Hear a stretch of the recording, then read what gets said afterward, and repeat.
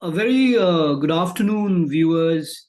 And it's great to actually be back and doing this, the dialogue with people from different fields of expertise.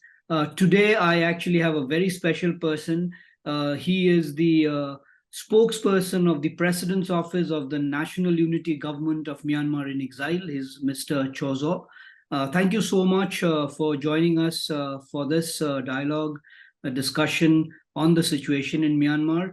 And we really look forward to hearing from you about how the situation is unfolding, of what is really happening now, and what are we going to see in the days ahead. Mr. Kyaw Zaw, if you could kindly tell us how you feel right now, and do we see some changes happening in the next few days and in the months ahead? Thank you very much for having me here.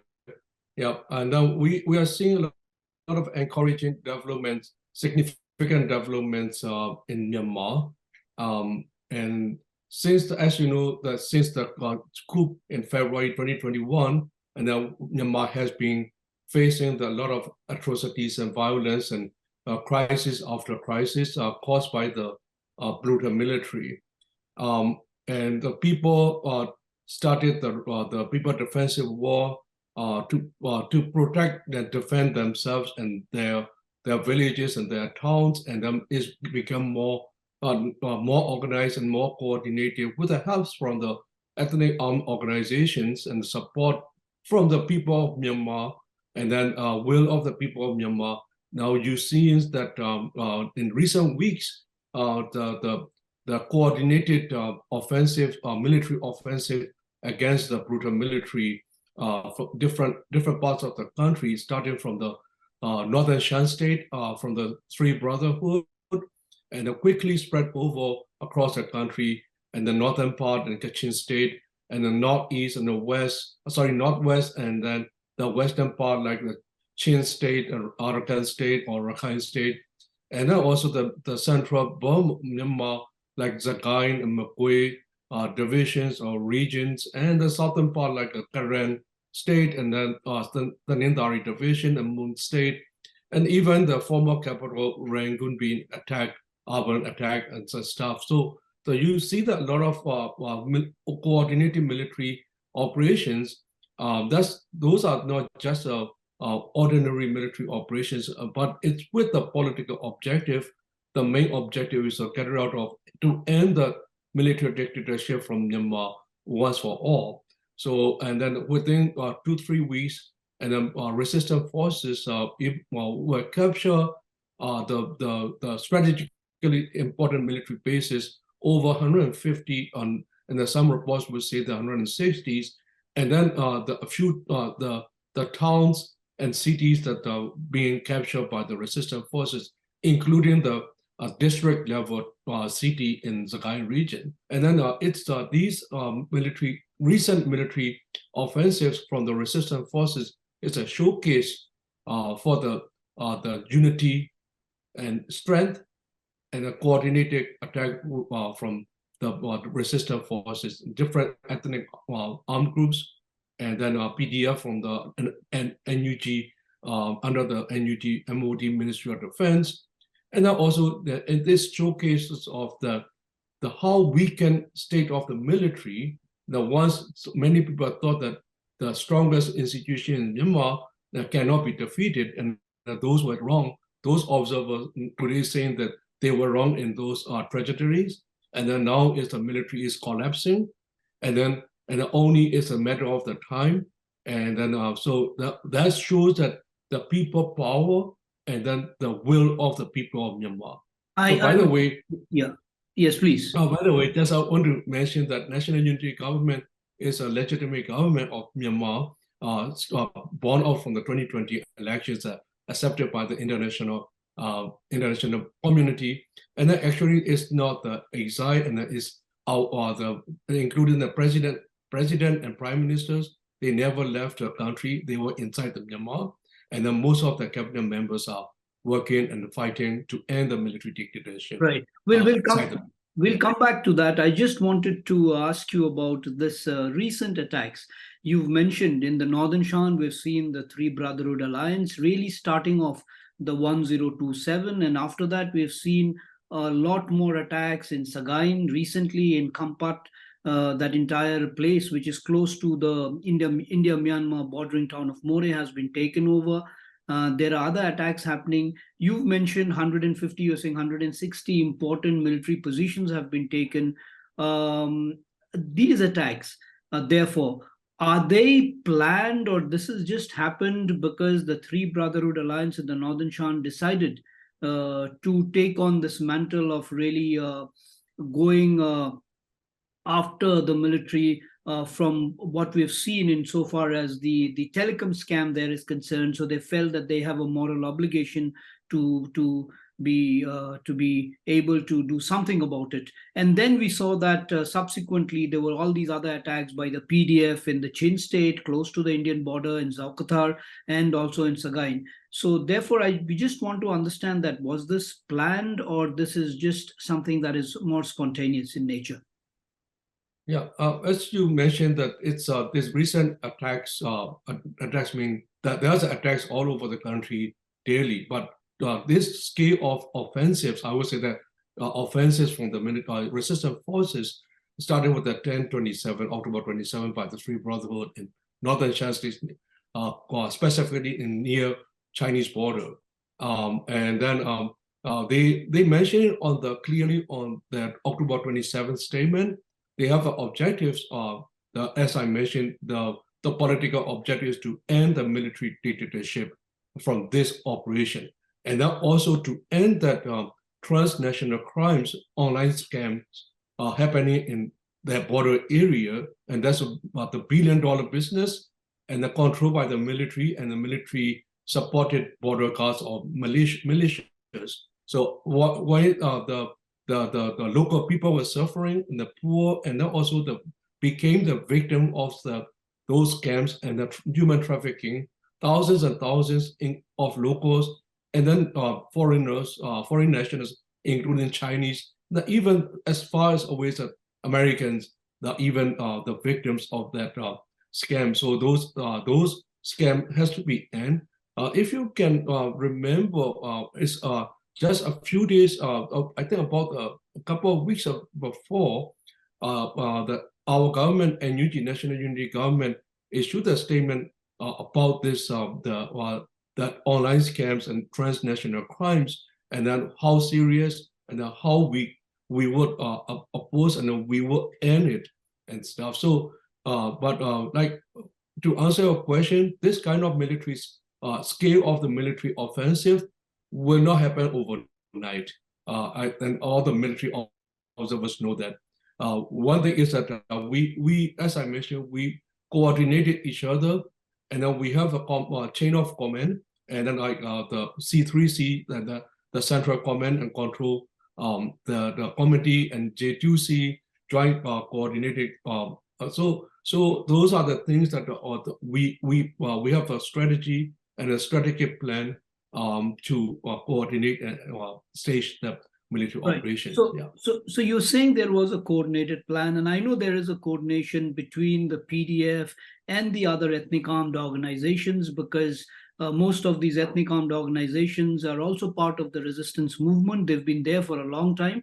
But coming to the present situation again, because it is what has been seen is that the big power, China, which is your neighbor, and which really plays a big role insofar as Myanmar is concerned, has this time played a role that has been a little circumspect, if we could say that, because then the Three Brotherhood Alliance, for the kind of attacks or for the kind of gains that they have made, it is believed that it would not have been possible without the Chinese really giving it a green light to allow them to be able to carry out those attacks close to the border. So do you think a Chinese involvement is possible in the present situation? And if it is, then how is the NUG really looking at this situation of the Chinese involvement, if there is any? Yeah, I cannot comment on specifically on Chinese involvement or stuff, but what I can tell you is that China is very concerned about this the online scam and the transnational crimes happen uh, uh, at their doorsteps, and also the thousands of the nationals became the victim of this online scam. So they have, of course, they have a concern, and rightly so. They should be concerned about that, and then they've been trying to persuade or pressure the military junta to end those transnational crimes, and then the junta promised them to end it, but instead of keeping their promise, and then that crime activities became more bigger, and then became the more lucrative business for military, and then also military the back militias in the border area. So the China wants to end this criminal activities. We want to end it, and also that the ethnic armed organization, resistance forces, naturally they want to end it because their people are suffering. So that's how that happened. And the Chinese also clearly stated to tell to all stakeholders that they want to see the stability. Rightly so, all our neighbors want to see the stability in their border area, including China, India, and Thailand as well. So that's what I can tell. And then also the Right. Chinese are always encouraged for the peaceful solution, and that they keep telling the same thing. Right, that's fine. But I just wanted to also maybe remind you, and you know, that China has been one of the countries that has actually been working very closely with the military junta in Myanmar.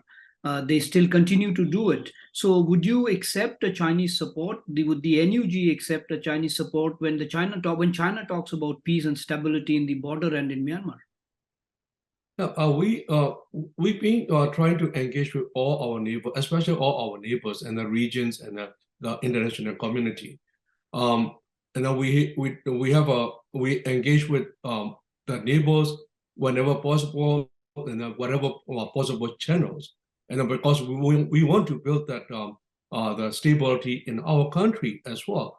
But we telling our neighbors, including China and India, that the violence and instability inside Myanmar caused by the military. The only culprit is the military junta. So as long as military junta there, there will be the violence and instability in Myanmar. It will affect our neighbors.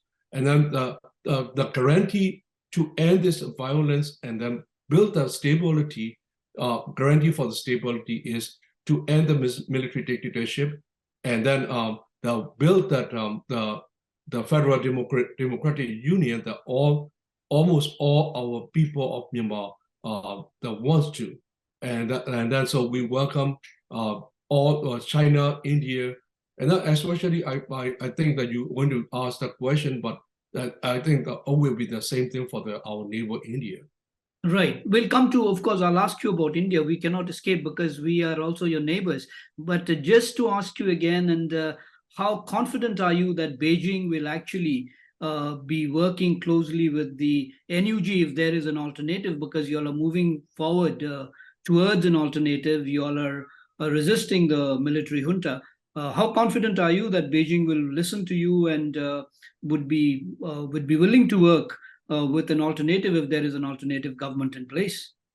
Yeah, we hope that the China will work with us formally, and then we've been engaging. And then also, I just want to point out that China never formally recognized SAC or military junta as a government. They are engaging with all stakeholders at a different level, different degree, of course, and including that including the border area. So we are urging our neighbor China to recognize NUG and coordinate with NUG and EROs to work for the country's stability. That means that ending the military dictatorship and then according to the will of the people of Myanmar. So we are confident that China will see that, and then starting seeing that the military junta cannot bring the stability, because they are creating the violence, they are committing the atrocities, and then they are not the institution or force that can protect the interest of business investment in Myanmar, for not only for China but also for all other countries. So that we are the only way to guarantee the mutual interests is to work with us to restore democracy and according to the will of the people of Myanmar. I mean, you're a resisting power center and you're building your own constitution. Politically, you're trying to engage with international governments. All that is fine. But what we also want to understand from you is, insofar as the military is concerned, the junta, they've been a serving military in Myanmar during the days of the regime before the civilian government actually was elected to power in 2015 under Aung San Suu Kyi, and then again now. But we see that the military, I mean, in terms of the kind of, let's say, the conflict that is unfolding, the military seems to be just deserting, or the military seems to be on the run. Would you say that there is problem within the military itself, the junta, which is why you've been able to make so much of these gains? I will argue with you. There is no profession. The current military is no longer the professional military. They became the criminal heavily armed criminal organization, and they are stealing, robbing, and killing people at their will, and so that's no longer the professional military. So and then their soldiers are demoralizing, because a lot of desertion, leaving forces, and then their battalions are not fully manpowered. And then especially you can see that after 1027 operations, battalions after battalions, they surrender, or they sided with the people. How are they surrendering so easily? I mean, the question is, the military, the Myanmar junta, from rank and file, the way they've been sort of putting up their own resistance, at least on the ground, they seem to be taking the beating quite a bit, and a lot of the ground is actually lost because their soldiers are not able to stand up to the PDF and the other groups that are fighting them. So is it because there are defections within the military that they're not able to organize themselves, which is why you're having these successes? The military is bleeding heavily. And then if I give the examples of bleeding patients, the patients need a blood transfusion to be survived. And then if the blood transfusion couldn't arrive, and the patient will die. And that's military is similar to that seriously bleeding patient. And they couldn't get a blood transfusion because nobody wants to join the military, because people of Myanmar see the military as a killer, criminal organization. Nobody wants to be associated with them. So the existence of rank and file, naturally they became demoralized. So but again, many of them are also being hostages, because their families in the camps or barracks, and that they've been kind of detained. They couldn't leave the barracks without permission. So and then they are that's why that you see that with the minimum fighting, they easily surrender in recent operations. Would you be ready to accommodate some of the defectors of the military that are leaving the military? Because I guess under the current military law, they are not able to go back to the military once they've surrendered or they've ran out. So are you willing to take them into your rank and files?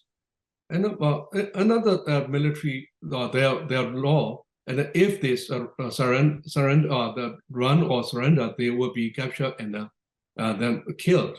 So that's also they rule by the fear, right? So we urging the rank and files to defect and side with the people, and then we have the code of conduct, And then even recent capture, the wounded one, we treated well. And then some of them, they want to go back home.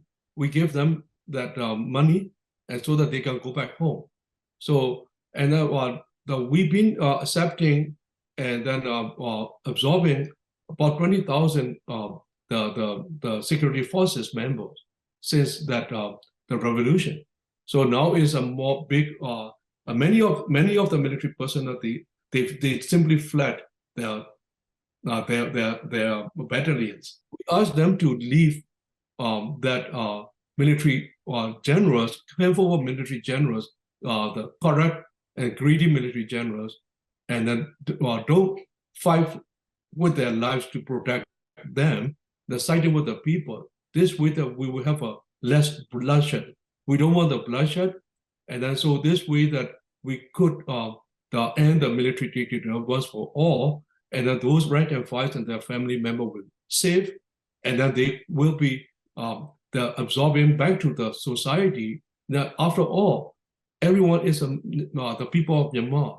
Are you willing to accept some of these defectors to join the PDF and to fight alongside the PDF?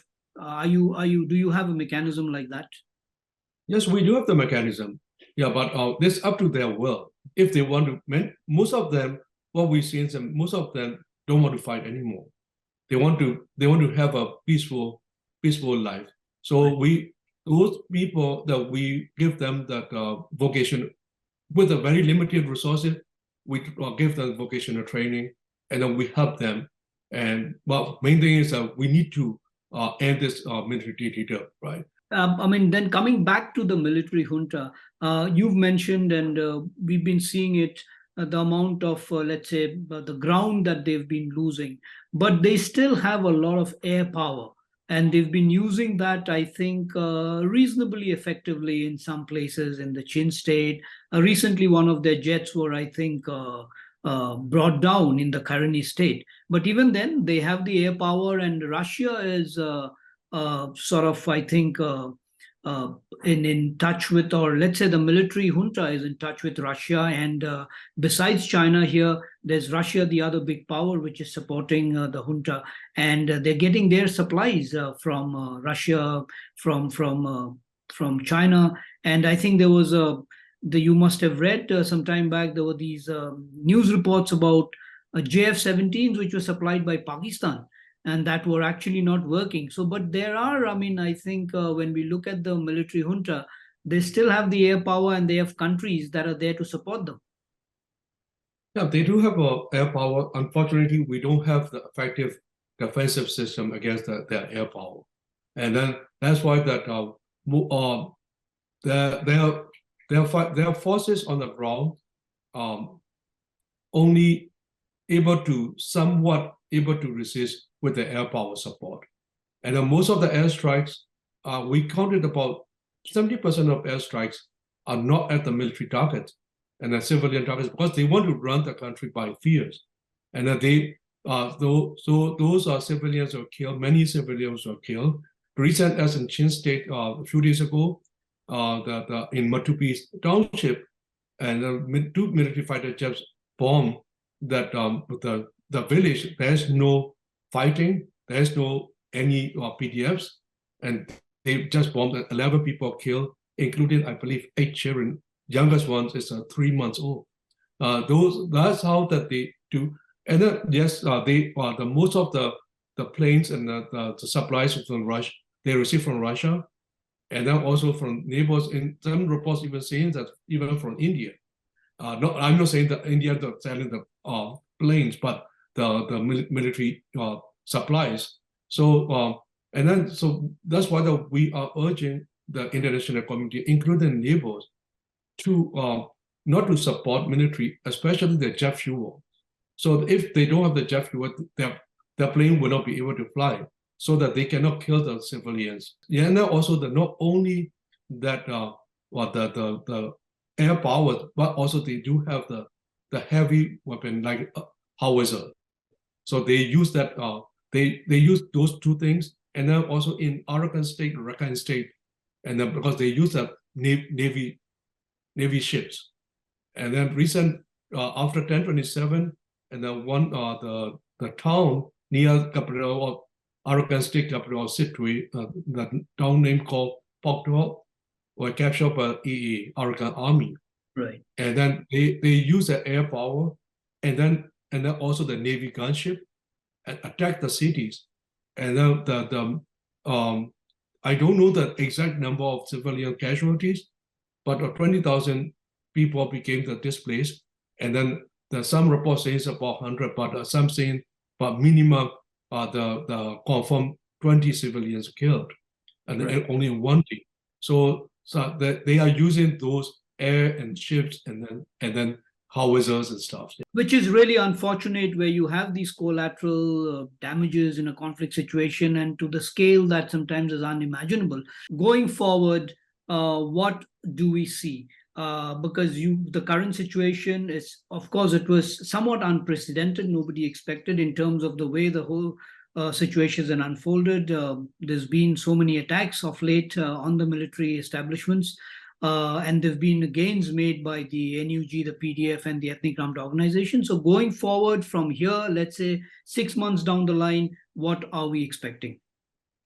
We are expecting a brighter future of the country, and then we are expecting to win this, to end this the military dictatorship once for all.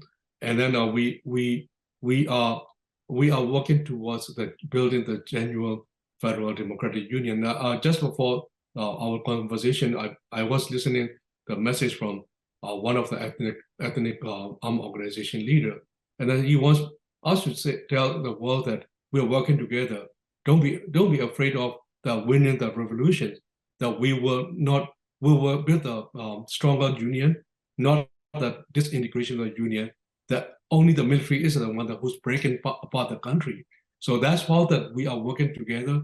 People may not understand this is the most united time of our country, the history, the work, everybody, well, no, I'm not saying everybody, almost everybody working together for same goal. And then we do have over 100 ethnic backgrounds, so that yes, we do have the complexity and the diversity, but we are using diversity as a strength to build the country. So I'm seeing that more brighter future for our country. And that includes Rakhine as well. Of course, that includes Rakhine and then Rohingya as well. Right, because we've seen just that in Rakhine, they've had their own way, because they have had a ceasefire. Now the ceasefire is broken. They've not really been part of the resistance movement. I would not say that, because they also they are part of the resistance movement in their own way, and they've been supporting the resistance movement in their own way. We do engage even the highest level. We do have a engagement, and then we do talk, we do coordinate, and they are part of the resistance. And recently, of course, they are with the Three Brotherhood Alliance, and they've said that they support the common goal. Anyways, so nice talking to you, Mr. Kyaw Zaw. Thank you for your time. You've really given us a lot of clarity on a gamut of issues that really, I think, is part of the present situation, and from the time the coup had taken place in Myanmar until now. Thank you so much, and we really look forward to talking to you again sometime. Thank you. Thank you so much, and thank you so much for your interest, and then talk to you again soon, hopefully. Thank you. Thank you.